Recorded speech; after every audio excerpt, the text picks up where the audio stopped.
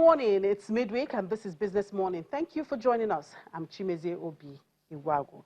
Well, let's get the show started now with our midweek news brief. Nigeria's debt, the Minister of Finance, Mrs. Zainab Ahmed, has said that Nigeria's debt, which currently stands at about 24.3 trillion naira, is still within sustainable limit. According to her, the country's debt, which is about 19% to the gross domestic product, was still low compared to Ghana, Brazil, South Africa, Egypt, and Angola.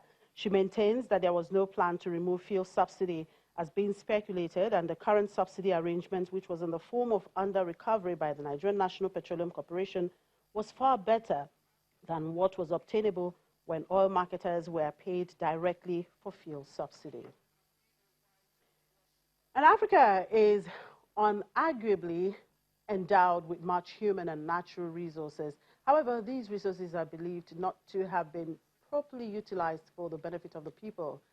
Veraki, a business and technology solutions company, is hoping to bridge that gap by partnering with government and enterprises to build and implement solutions with deep understanding of the African market.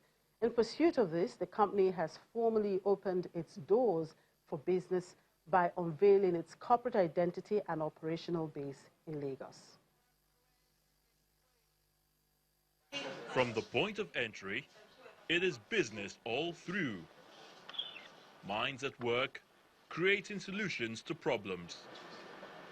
That's what Veraki is about, working with enterprises and governments to ignite opportunities that exist in the continent. Here comes Veraki Partners, a business solution company led by experienced, tested, and trusted Africans. The firm is led by corporate professionals with vast experience in offering technology solutions to seemingly intractable challenges. There are three broad areas where we like to offer services. There's technology, there is advisory, and then there's ventures.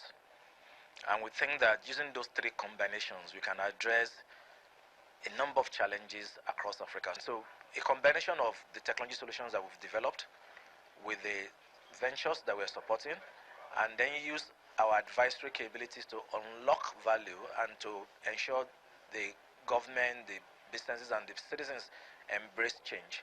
We think all of those will allow us to address some of the problems in critical sectors. We know what the trends are. We know what the levers for success in each industry we operate in. We know what they are. And we bring all of this learning together. And we use that to advise our clients. We use that to help them to grow their markets, to grow their businesses, to operate more efficiently, to operate profitably, to design innovatively new products and services. Veraki also represents the company's core values of stewardship, partnership, integrity, commitment, excellence, and people. Our greatest opportunity is to identify those uniquely African things that are necessary to solve African problems. And the greatest is the African people themselves. When we say we want to solve African problems the African way, what we basically say is that we recognize that there will be unique solutions, not globally adapted solutions, not something that worked in China that we're bringing here, or uniquely designed solutions to reflect the unique environment, unique challenges of Africa that we will develop and support to help address the needs of the continent. Veraki's overall goal is to build a better future for Africa. The company says it is committed to initiate customized solutions that will unlock new sources of growth across the continent. And to some equities market news, Olam International Limited plans to buy Dangote Flour Mill PLC for an enterprise value of 130 billion naira. The Singapore-based agriculture trader is looking to expand in West Africa as part of a rejig of its portfolio. According to the company, the acquisition of Dangote Flour Mills PLC supports the strategy of the grain and animal feed business, one of its prioritized platforms for growth, to expand its wheat milling capacity in high-growth markets such as Nigeria. Dangote Flour Mills, in a notice to the Nigerian Stock Exchange on Tuesday, informed its shareholders and the investing public that its board had received a binding offer from Olam International Limited to acquire all of the outstanding and issued shares of Dangote Flour Mills that are not currently held by Olam or its subsidiary, Crown Flour Mills Limited. It says the total consideration offered by Olam and being considered by the board of Dangote Flour Mills for the entire 5 billion issued shares of the company is 130 billion naira. The consideration represents the enterprise value on a debt-free, cash-free basis, payable in cash at the closing of the proposed transaction.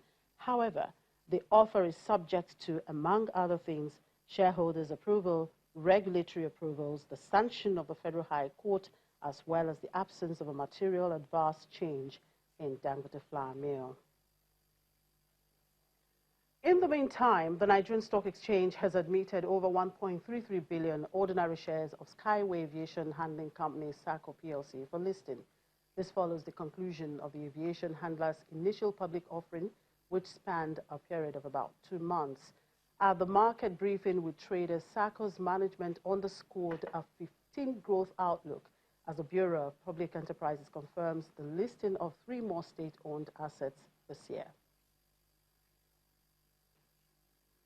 We came to this market with the soul of compliance, and we understand what the markets will be demanding from us, and we are also conscious of it. The board is conscious, the management is conscious. So we took our entire management staff across the Federation to tell them that this is where we are going to, and when we get here, this is what we are going to do. So we are promising you, continue to pray for us. We will not fail you. I will not disappoint you. If you look at when I was talking about future strategy, part of what I said was actually has to do with cost management. As a company, we are looking at that. We know the kind of costs that drives us as an organization, and we know that we also need to look at that to ensure that at the end of the day, we'll be able to declare dividends to shareholders. And you said that we didn't talk about our future focus. Of course, yes, I know it was not on the document that you have, but as a management, we had a plan. And we've been able to looking at where we are coming from, even looking at where we are now. But I can assure you, maybe conservatively, we projected that we will be able to grow at about 50%. We're looking at a percentage, a 50% growth within the next 5 years. We have looked at that, but that's why I was just conservative with that. But if you look at what is happening already, between we've compared this time last year and that of 2018, and I can tell you already, we've had a growth of about 34% already, and this is even the low season that we are talking about. So, but we are conscious and we are working. I believe that we'll be able to surpass the expectations, God helping us. For us, at the Bureau, we will gladly and, confidently say that SAHCO is a child in whom we are well pleased.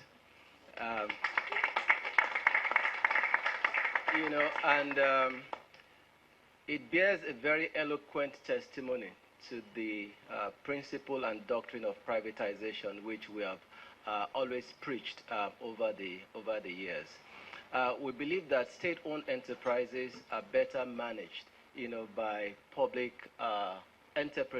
by private entrepreneurs who are able to bring both the requisite capital, investment capital, and the management expertise, in turning out the best from these redundant and poorly managed public enterprises and assets.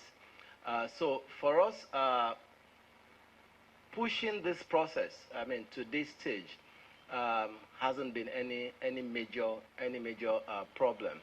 Like the MD, referred to in his opening comments, part of the share purchase agreement requirement was that we needed to list, a certain percentage of the shares of SAHCO. By the way, SAHCO is one of the surviving subsidiaries of the Nigerian Airways Limited. So it's important to make that, that point. Of course, Nigerian Airways Limited was liquidated, but one of the subsidiaries, which was a ground handling company, we decided to privatize 100% in 2009 to a core investor, the SAHCO group. Now, but we also wanted a situation where, subsequent to the fortunes of the company being, significantly turned around, we would then be able to democratize the ownership of the enterprise.